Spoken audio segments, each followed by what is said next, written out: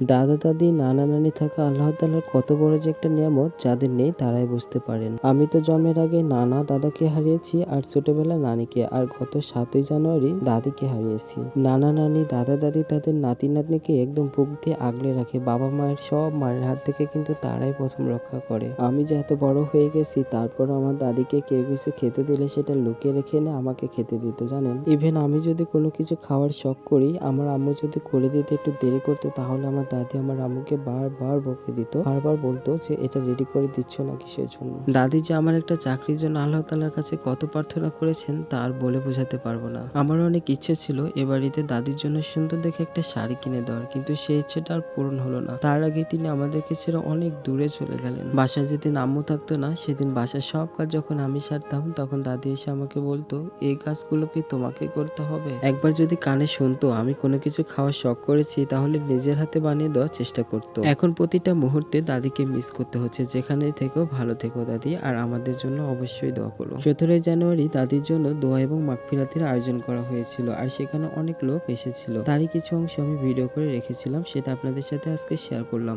ভিডিওটার ভয়েস দিতে গিয়ে বারবার আমি ইমোশনাল হয়ে যাচ্ছিলাম, যার কারণে আজকে ভিডিওটা লং করলাম না। আজকে এখানে শেষ করতেছি। সবাই ভালো থাকবেন এবং সুস্থ থাকবেন, আর আমার দাদির জন্য অবশ্যই দোয়া করবেন।